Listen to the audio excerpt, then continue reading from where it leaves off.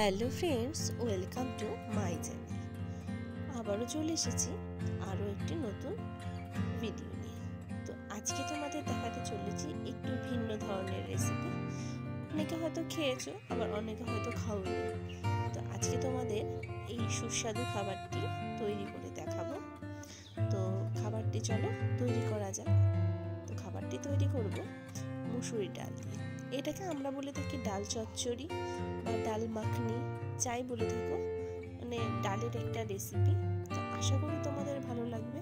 তো তার জন্য দেখো এখানে আমি হাফ বাটি ডাল নিয়ে নিয়েছি। আর এখন মুসুর ডালটাকে খুব ভালোভাবে ধুয়ে নেব, কারণ মুসুর ডালটা থেকে প্রচুর পরিমাণ নোংরা বের হয়।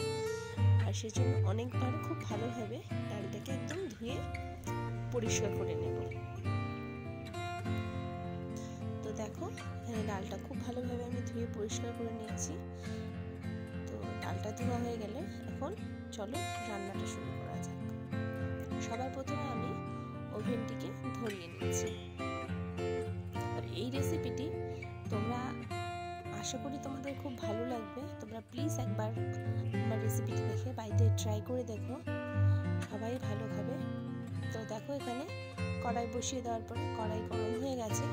আর এর মধ্যে দিয়ে দিচ্ছি আমি সর্ষের তেল, যেটুকু পরিমাণ দরকার হয় সেটুকু দিয়েছি।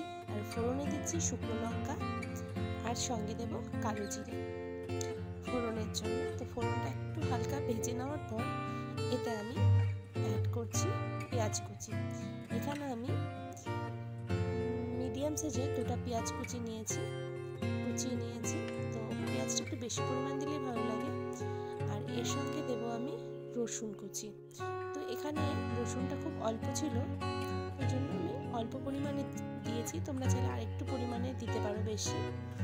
আর এখন দেখো পেঁয়াজকে তেলের সাথে ভালো করে মিশিয়ে নিচ্ছি। আর হালকা গোল্ডেন ব্রাউন করে পেঁয়াজগুলোকে ভেজে নেব। তো পেঁয়াজটা যাতে খুব তাড়াতাড়ি একদম নরম হয়ে যায়, যাতে গলে যায় ডালের সাথে, সেজন্য আমি এতে সামান্য একটু নুন দিয়ে দিচ্ছি। তাহলে পেঁয়াজগুলো খুব তাড়াতাড়ি একদম নরম হয়ে যাবে। তো একদম লো ফ্লেমে আস্তে আস্তে ভেজে নেব, তা না হলে পেঁয়াজগুলো পুড়ে গেলে ডালের টেস্টটা একটু কম হবে।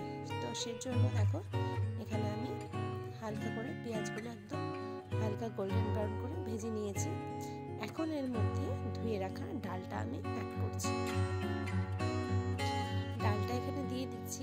তো পেঁয়াজের সাথে ডালটাকেও আমি খুব ভালোভাবে ভেজে নেব। তো দেখো মুসুর ডাল অনেকেই পাতলা করে করলে খেতে চায় না, তো সেজন্য এরকমভাবে মুসুর ডালটা করে দেখবে, আশা করি বাড়ির সবারই খুব ভালো লাগবে। তো দেখো এখন ডালের সাথে পেঁয়াজটাকে আমি ভেজে নিচ্ছি, ডাল আর পেঁয়াজ দুটোই। তো দেখো তারপর আমি এখানে চিড়ে রাখা কাঁচা লঙ্কাটি দিয়ে দিয়েছি। আর এটা একটু ঝালঝালই ভালো লাগে, তো তোমরা চাইলে তোমরা যেরকম ঝাল খাও সেই অনুসারে লঙ্কা অ্যাড করবে। তো এখন দিয়ে দিচ্ছি পরিমাণ মতো নুন দিয়ে ভালো করে ভেজে নেব ডালটাকে। তো দেখো ডালটা আমার ভাজা হয়ে গেছে। তো এর মধ্যে এখন আমি হলুদ দিচ্ছি কালারের জন্য। তোমরা চাইলে এখানে লঙ্কার গুঁড়ো অ্যাড করতে পারো, তাহলে ডালের রঙটা লাল লাল হবে। তো আমি হলুদ দিচ্ছি শুধু। হলুদ দিয়ে আর বেশ কিছুক্ষণ আমি এটাকে ভেজে নিচ্ছি। খুব ভালো করে যখন ভাজা হয়ে যাবে, ডালের মধ্যে একটা চেঞ্জ ভাব দেখতে পারবে ভাজার ফলে। তো তারপরে এর মধ্যে আমি একটা গোটা টমেটো চিড়ে দিয়ে দিচ্ছি। আর টমেটোটা দেওয়ার ফলে ডালের টেস্টটা অসাধারণ আসে, একটু টক ঝাল বেশ খেতে ভালো লাগে। তো এর মধ্যে এখন আমি দিয়ে দিচ্ছি পরিমাণ মতো জল। তোমরা চাইলে উষ্ণ গরম জল দিতে পারো, তাহলে আরও খুব ভালো হয়। তো দেখো জলটা দিয়ে দেওয়ার পর সব কিছু খুব ভালোভাবে জলের সাথে মিশিয়ে নিচ্ছি। নিয়ে এখন এটাকে ফুটতে দিতে হবে। তোমরা চাইলে একটা ঢাকনার সাহায্যে ঢেকে ফুটতে দিতে পারো, তাহলে খুব তাড়াতাড়ি ডালটা ভালোভাবে সেদ্ধ হয়ে যাবে। আর গ্যাসের ফ্লেমটা মিডিয়ামে রাখবে, তা না হলে জলটা শুকিয়ে যাবে অথচ ডালটা সেদ্ধ হবে না। তো দেখো বন্ধুরা, এখানে দেখো ডালটা ফুটতেও শুরু করে দিয়েছে। তো আমি একটু ঢাকা দিয়ে দিয়েছিলাম। তো আস্তে আস্তে এটা খুব ভালোভাবে একদম মিডিয়াম ফ্লেমে রান্না করতে হবে, যাতে জলটাও কমে আসে আর ডালটাও ভালোভাবে সেদ্ধ হয়ে যায়। তো দেখো এখানে ফুটছে। গরম গরম ভাতে এরকম রেসিপি হলে আর কিছু প্রয়োজন হয় না। তো দেখো ডালটা এখানে অনেকটাই সেদ্ধ হয়ে গেছে। ডালটা দেখো ফেটে গেছে। তো একটু জলটা যেহেতু আরও একটু শুকিয়ে নেব, তার জন্য আমি আরও কিছুক্ষণ এটাকে একটু ফুটিয়ে নেব। আর তোমরা চাইলে হাতা বা খুন্তির সাহায্যে লঙ্কাগুলোকে একটু ডলে দেবে, তবে ঝালটা আরও ভালো হয়, খেতেও খুব ভালো লাগে। তো দেখো আমি মাঝে মাঝে একটু নাড়িয়ে দিচ্ছি, তো ডালটা যাতে আরও ভালো করে সেদ্ধ হয়ে যায়। আর এরপর তুমি একটা ডালের কাটার সাহায্যে একটু নাড়িয়ে দিতে পারো। ডালের মধ্যে কাঁটাটার ব্যবহার করলে দেখবে ডালটা অনেকটা গলে গেছে আর ডালের টেক্সচারটা অনেক ঘন হয়ে গেছে।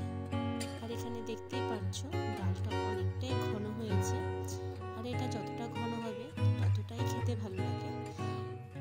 তো দেখো ডালটা পুরোপুরি এমনি রেডি হয়ে গেছে। তো এখন এর মধ্যে লাস্ট ইনগ্রিডিয়েন্টসটা ব্যবহার করছি। এর মধ্যে দিয়ে দিচ্ছি বেশ অনেকটা পরিমাণ ধনেপাতা কুচি।